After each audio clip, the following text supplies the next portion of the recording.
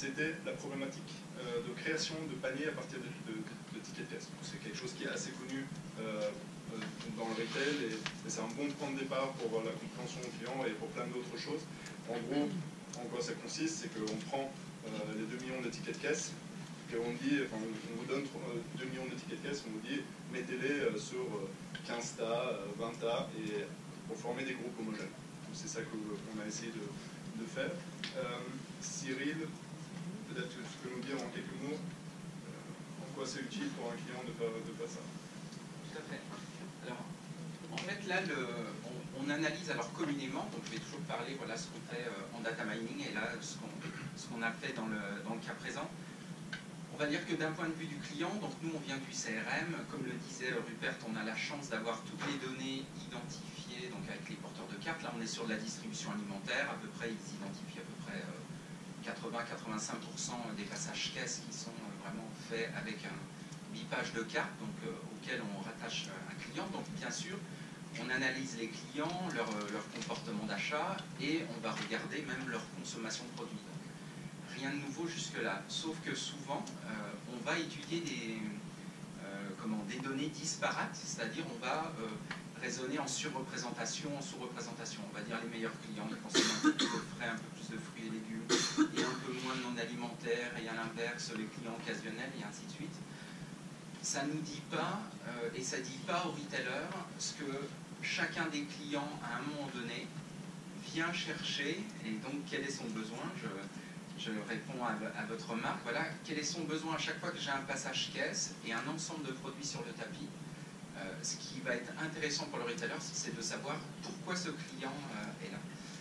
Et donc finalement, tout cet ensemble de produits qu'il y a sur mon tapis de caisse, ça va être un faisceau de produits, pour ne pas dire un faisceau d'indices, qui va devoir me permettre de connaître la motivation d'achat principale de ce client, dans quel contexte ça s'inscrit.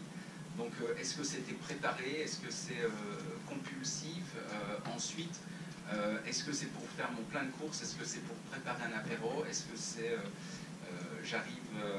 j'ai un dépannage, enfin j'ai un besoin de dépannage quelconque et de quelle nature pour servir quel objet. Donc voilà, donc c'est ce qui nous intéresse, c'est de transformer finalement des petites bribes de données sur des catégories de produits où on reste toujours cantonné finalement à la nomenclature article d'un retailer, mais qui nous dit finalement pas grand-chose. Et donc vraiment là, de raisonner en grappe et de vraiment de transformer ces données en connaissance client. Maintenant, je vais vous dire comment tout perdre si.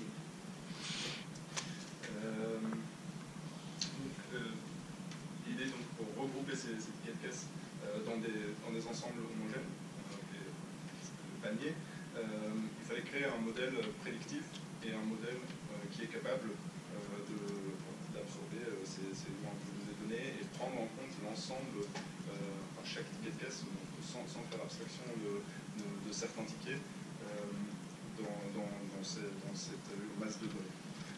Il y avait d'autres challenges qui se sont posés à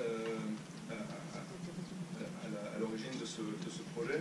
Un, il y avait la quantité de données qu'on avait déjà regardé parce qu'il y avait un nombre élevé d'articles et de tickets. Comme on va le voir, quand vous travaillez pour créer un modèle avec ces articles-là, on augmente la masse de données. Donc on ne reste pas sur 26 millions qui semble abordable, mais au fait on va le gonfler. Donc ça va devenir encore plus important. Et la deuxième problématique, c'était les paniers qui étaient inconnus. Donc au début, on ne savait pas ce qu'on allait chercher. Donc à la fois en termes de libellé, quel type de panier on va trouver, et en termes de nombre, est-ce qu'on va en faire 5, 10, 30, 60 tas. Voilà. Est-ce qu'il faut un panier, le découper en sous-panier? Donc il y avait des questions comme ça auxquelles dans ce genre d'analyse, on ne peut pas répondre au préalable. Ça apparaît, c'est des questions qu'on doit se poser avec le métier en analysant les résultats et en travaillant sur des itérations.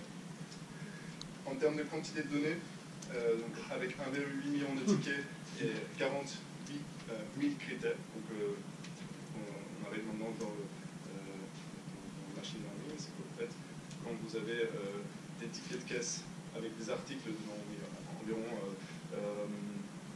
il y a des familles d'articles il y a des rayons, il y a des groupes de rayons, des sous-familles, etc. Donc pour chacun de ces critères, pour chacun de ces familles d'articles, ces catégories d'articles, ça vous crée un critère. Parce que vous dites, sur ce ticket de caisse, le client a acheté tant de quantités pour chaque famille. Donc du coup, vous avez un tableau avec presque 2 millions de lignes et 48 000 colonnes, ce qui fait 4 milliards d'informations qu'il faut traiter pour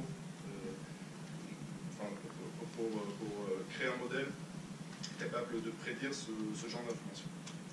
Alors, comment ça marche?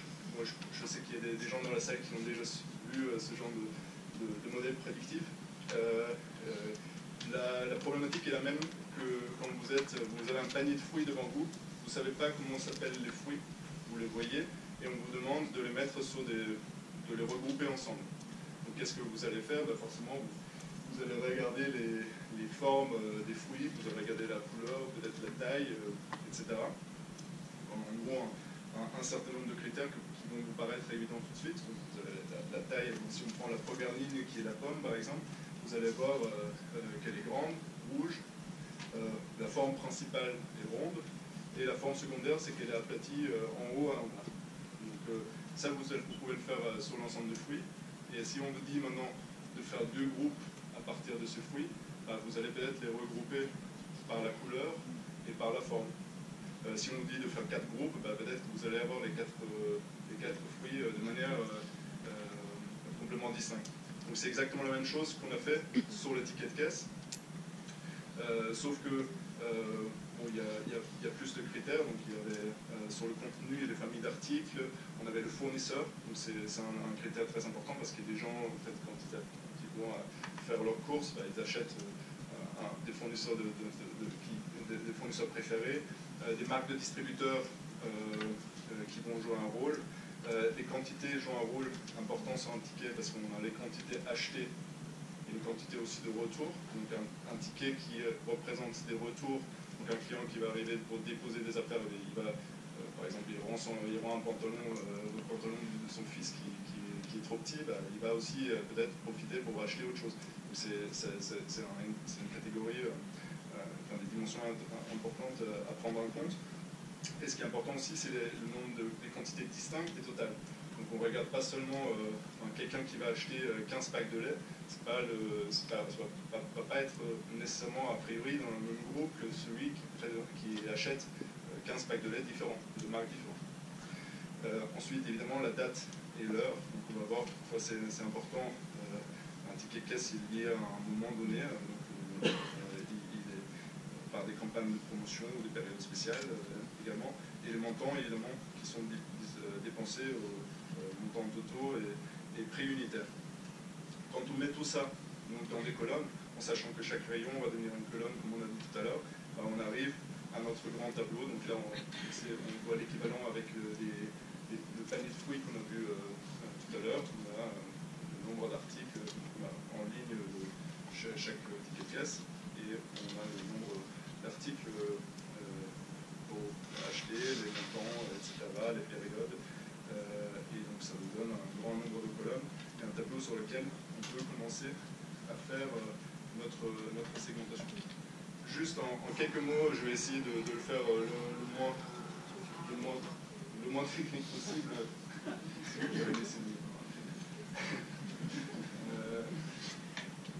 Donc comment ça se passe? En gros, là, on a juste 2 dimensions.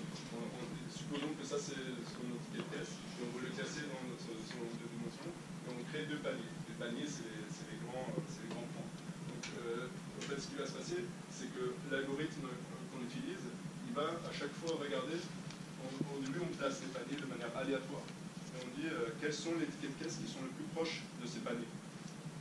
Donc là, les tickets de caisse proches, c'est tout ce qui est bleu, des paniers bleus, et des tickets rouges, des paniers rouges.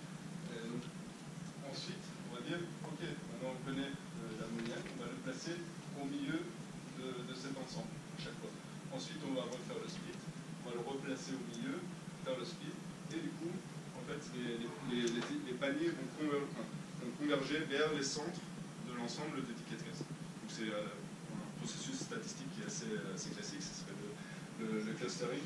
Et donc vous choisissez en fait si vous voulez 10 paniers ou 5 paniers ou 300 paniers. Et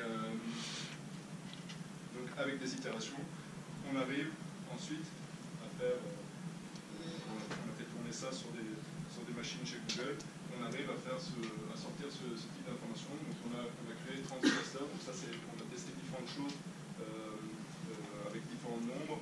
30, c'était un nombre qui nous paraissait pertinent. Après avoir analysé les données, on va voir ce qui est dedans. Vous avez ici les clusters, donc qui sont les paniers. Vous avez pour chaque panier combien de clients différents ont acheté ce panier. Vous avez combien de tickets se trouvent dans chacun des paniers. Là, on a un panier c'est le 28. C'est quelque chose qui sort vous avez les dépenses totales pour chacun des paniers, les articles différents. Et ici, très intéressant, le montant moyen du panier. Combien le client dépense en moyenne pour ce type de panier. Donc là, déjà, certains commencent à avoir des idées sur ce genre d'information. Pour vous montrer ça de manière plus visuelle, dans les 30 paniers, ici, par exemple, on a le panier 4. Donc à quoi ça ressemble?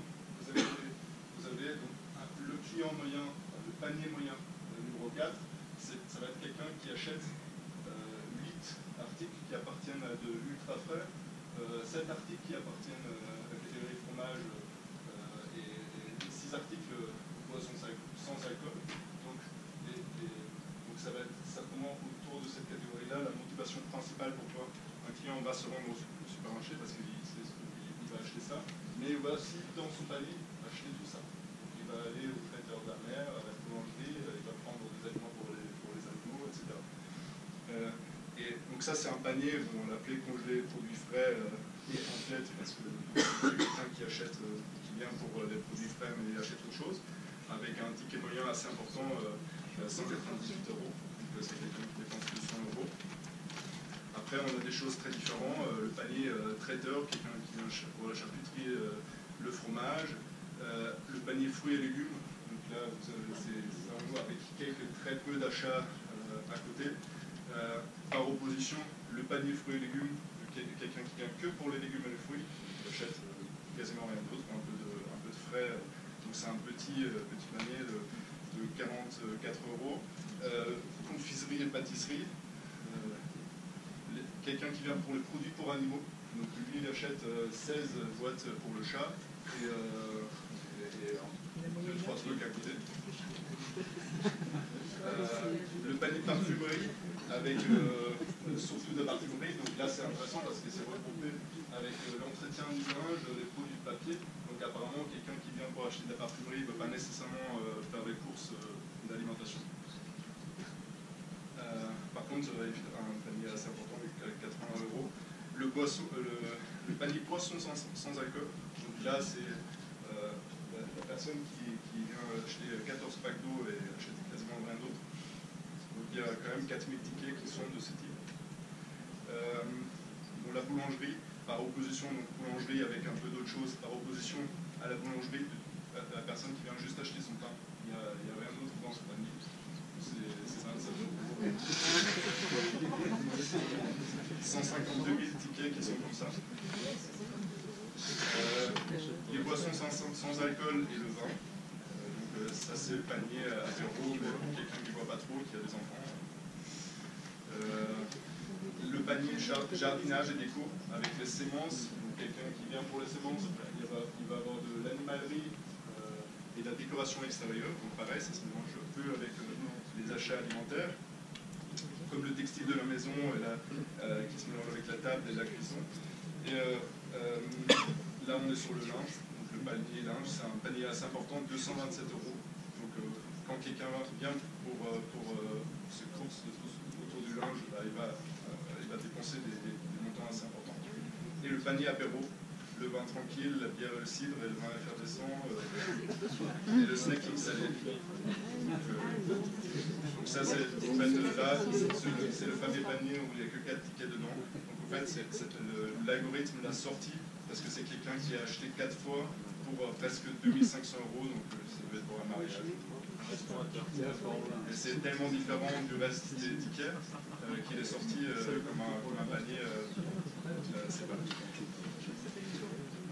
Voilà, c'est pour cette première partie, donc la création de panier. Je ne sais pas, est-ce qu'il y a des questions sur cette partie-là? Je vous poser une question aussi, ça serait intéressant pour le merchandising. Mais à l'inverse, est-ce que c'est pas le merchandising qui définit les tickets? C'est l'autre. Cyril, tu veux peut-être répondre à cette question pour faire la transition avec, parce que ça fait la bonne transition avec la suite qui est effectivement les messages. Ouais, vous anticipez la suite en fait. En quatrième partie, on va regarder justement comment on peut l'utiliser justement par rapport au merchandising de l'enseigne lié à un point de vente, mais effectivement, vous avez raison. Après, vous avez raison sur un certain point. Après moins, c'est-à-dire que lorsque vous allez avoir, je ne sais pas moi, un panier type qui est apéritif, j'allais dire, quel que soit votre assortiment produit, enfin, quels que soient les différents assortiments produits des différentes enseignes alimentaires qui vont naturellement couvrir ce rayon, vous retrouverez toujours à peu près les mêmes unités de besoin, c'est-à-dire que vous aurez toujours besoin d'une bouteille d'alcool, d'un soft, de produits frais, peut-être de surgelé pour tout ce qui est canapé et ainsi de suite. Donc, d'une façon ou d'une autre, les différentes unités de besoin, vous les retrouverez. Donc, c'est pas tant le merchandising là qui va impacter et créer une fonction de panier, en tout cas sur les cartes.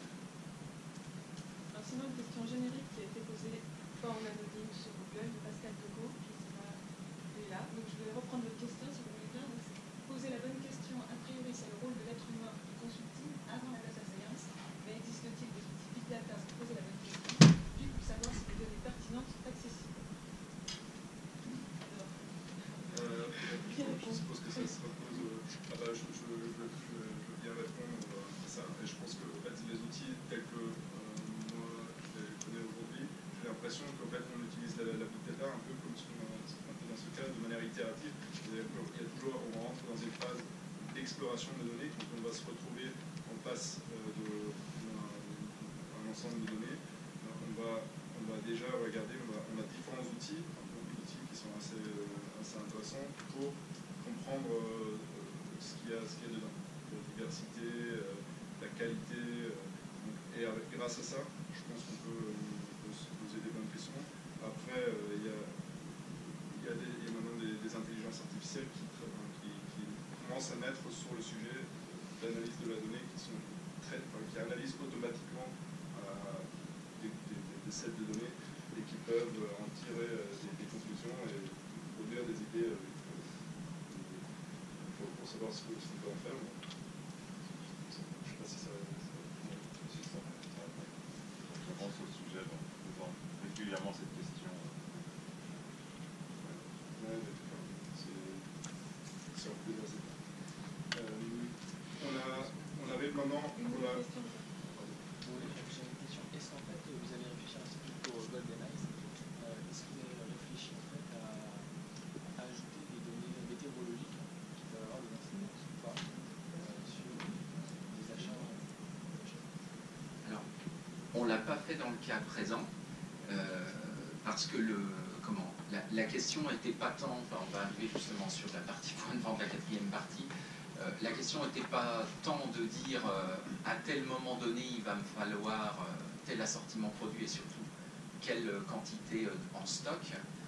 D'accord. La question était vraiment de cerner l'ensemble des motivations d'achat possibles dans cette enseigne, mais pas forcément spécifiquement à quel moment. Mais si effectivement la question posée à résoudre avait été de pouvoir gérer une quantité de stock sur une période précise, un jour précis dans la semaine ou un fin de week-end, ou par rapport à la météo et aux prévisions météorologiques sur la semaine d'après pour ajuster les stocks, effectivement, on aurait pu faire entrer de telles données.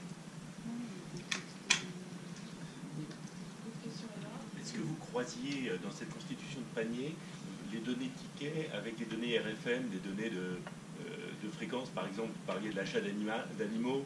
Celui qui se marie ne va probablement pas faire ça tous les mois. Celui qui achète... Est-ce que c'était intégré et avec quel résultat? Alors, tout à fait, alors c'est une petite précision pour revenir en arrière par rapport à ce qui a été dit quand on a présenté le problème. C'est vrai que quand on est prestataire CRM, on ne travaille quasi exclusivement que sur les données des porteurs de cartes. Là, dans un cas précis comme ça, on travaille, c'est une petite précision qu'on apporte, on travaille sur l'ensemble des tickets, y compris les tickets des non-porteurs. Par contre, on va regarder sur la partie des tickets porteurs, on va regarder effectivement toutes les données RFM, et donc on va lier ça à de la fréquence d'achat, de la régularité d'achat, et ainsi de suite. Après, là, on est vraiment dans une logique d'analyse des paniers. Donc, si on a un panier un ticket de caisse qui est complètement ailleurs par rapport dans le champ qu'on analyse, il va se recentrer avec les autres, donc il ne va pas créer un panier autour. Donc automatiquement, l'algorithme, il intègre cette dimension de fréquence d'achat. On va passer à la partie 2 qui est la classification des tickets. Donc maintenant qu'on connaît le modèle, donc on connaît les paniers types, la question qu'on peut se poser, c'est que quand j'ai un nouveau ticket qui arrive en temps réel ou dans l'historique des tickets que j'ai, comment je vais faire pour l'attribuer un panier. Pour le client, quel est l'intérêt de ça? Alors, l'intérêt, c'est que classiquement, donc on fait une analyse, on pourrait faire classiquement une analyse comme elle a été faite là jusqu'à maintenant, là, ce qu'a présenté Rupert et qui a été fait par Vertigo. On pourrait faire la même analyse avec une technique classique. Voilà, des outils statistiques qui sont à part sur le côté. Le seul problème, c'est que si le retailer juste après me dit ça c'est super, et là maintenant à chaque ticket de caisse qui passe en magasin, je veux tout de suite que tu me qualifies là en 5/10 de seconde le ticket, la motivation principale de ce ticket, ben, là c'est clairement les limites, on va dire, de la statistique classique.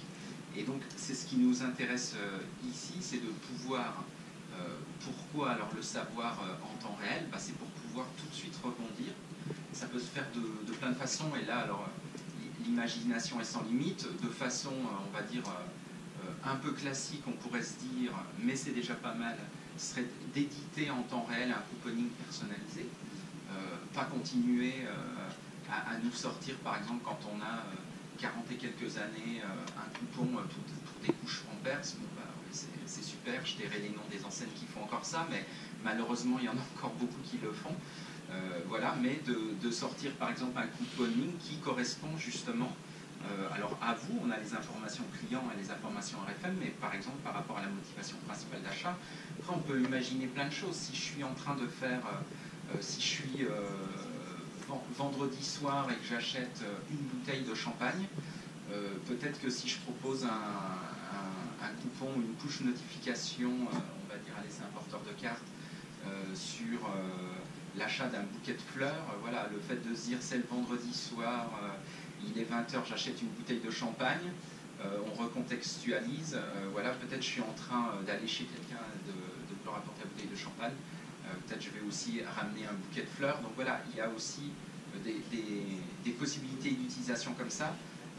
Alors l'info, comme je dis, classiquement on pourrait déjà l'avoir, alors ça serait super, on est la semaine d'après, puis on dit ah bah oui, celui qui est venu le vendredi soir, il achète une bouteille de champagne, j'aurais pu lui proposer, oui mais c'était le vendredi soir, justement quand il sortait de ce premier magasin, donc voilà, c'est pour ça. On peut générer des règles tout à fait et imaginer, voilà, exactement.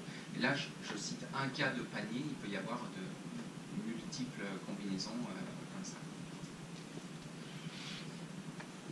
Donc effectivement, l'intérêt pour sortir de la problématique de data mining et statistique classique, c'est que là, on peut rentrer dans des flux réels avec plein de possibilités, notamment avec du ciblage avant et après le paiement. Donc, après, au sens où la personne est devant la caisse. Donc, avant le paiement, on peut le faire parce que les paniers, comme on l'a vu tout à l'heure, sont aussi affectés à un espace-temps. Donc, du coup, en fait, vous savez qu'un client, une certaine heure de la journée, une période de l'année, vous savez combien de paniers vont se vendre de chaque type. Donc grâce à ça, on peut mettre par exemple en place des animations et des promotions qui sont adaptées pas à une logique d'article, donc comme ça se fait encore dans la plupart des cas aujourd'hui, mais dans une logique d'ensemble de comportement d'achat. Quand on sait par exemple qu'on va mettre en avant un certain produit, on peut par exemple faire en complément des animations autour des produits qui sont cohérents avec les produits poussés en regardant l'analyse panier. Et c'est pas ce qu'on fait aujourd'hui.